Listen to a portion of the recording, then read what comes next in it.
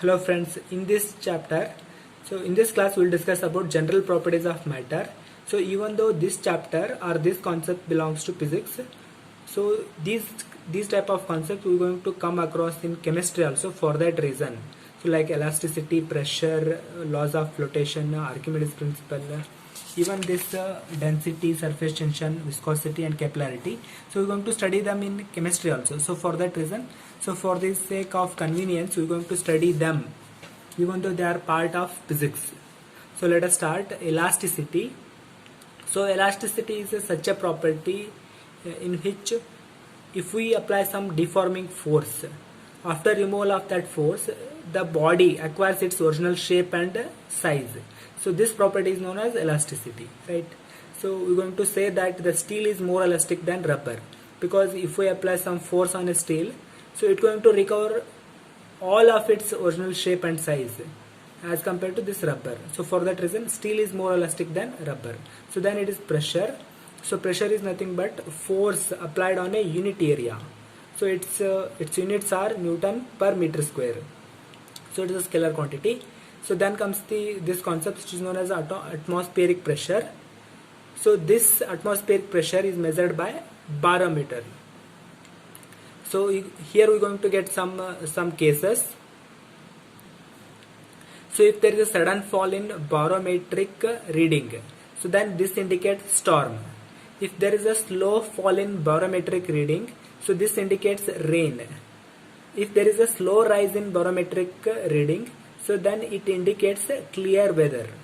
So then we have this formula, P is equal to rho Hg.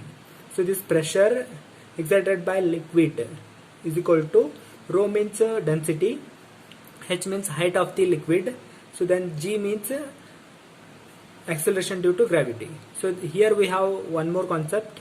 So atmospheric pressure decreases with altitude. So for that reason, it is difficult to cook on mountain. The fountain pen of a passenger leaks in an aeroplane. The bleeding occurs from the nose. It is difficult to breathe in high altitude due to less amount of partial pressure of oxygen in air. So then water start to boil below 100 degrees Celsius because the atmospheric pressure is less in mountain regions. So then we have this one. So Pascal's law of pressure. So it tells that if we have some liquid, if we apply pressure on that particular liquid, so that pressure is transmitted equally in all that liquid, in whole of all that liquid. So this is known as Pascal's law of pressure. So this Pascal law of pressure is used in hydraulic lift, hydraulic press and hydraulic brakes, right? So then we have this one, Archimedes principle. So it tells that when a body is immersed partially or fully in a liquid, so it's going to lose that weight. It means that, so that equal means some water, so some of that liquid is displaced by that body, which is equals to the weight of liquid, right? This is known as Archimedes principle. Some of the applications of this Archimedes principles are like fat person will quickly learn the swimming as compared to the slim person. Hydrogen filled balloon float in air because of hydrogen is lighter than air. So these are some of the applications or the direct consequences of this Archimedes principle. So then we have this one, this called as laws of flotation. A body floats in a liquid if the density of that material of the body is less than or equal to the density of that liquid, so then it will float. So these are known as laws of flotation. We'll go to the next concept. So it is known as density. So density is nothing but mass per unit volume. Density is equal to mass divided by volume. So this relative density, so we can measure the density directly, but here is one instrument. So it is known as relative density is measured by hydrometer. So we can see this one. When a ship enters in a sea, so from a river, it rises a bit because density of the saline water is higher than the fresh water.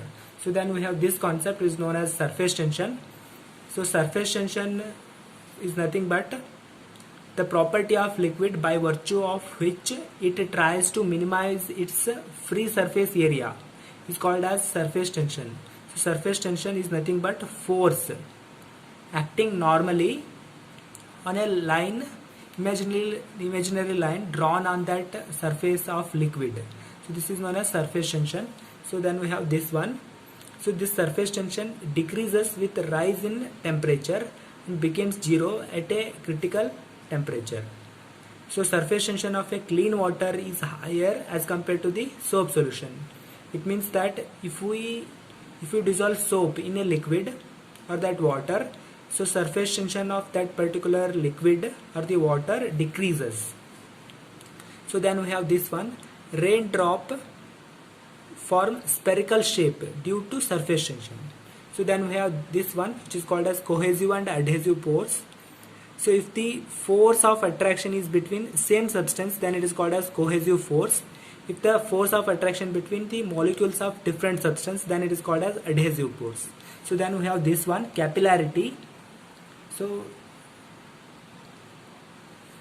this liquid rises in these tubes. So in a capillary tube, so this phenomenon is known as capillarity. So sometimes this liquid will drop also, then also it is called as capillarity only. So oil in the wick of a lamp rises due to capillary action of the threads in the wick. So then the root hairs of the plants draw the water from soil through the capillary action, right? So these are the direct consequences of this capillarity. So then we have this one, viscosity. Viscosity is the property of a liquid by which internal frictional forces acts between its layers. Then when it moves, right? So this is known as viscosity. So it means that the honey has more viscous as compared to the water, right? So then we have this one, Bernoulli's theorem. So it tells that when a liquid or gas flows from one place to other place, at that time the total energy per unit volume is constant. It means that pressure energy, kinetic energy and potential energy, all these energies are constant. So we can say that this venturimeter, atomizer, filter pump, motion of aeroplane, all these things are direct consequences of this Bernoulli's theorem, right? So this is all about this particular part, general properties of matter. Even though this chapter belongs to physics, so we come across all these concepts in chemistry also. For that reason we are studying this one. So this may be very helpful for chemistry also. So if you like this video, please like and subscribe this channel, and we are going to continue this chemistry in our next classes also. Thank you very much.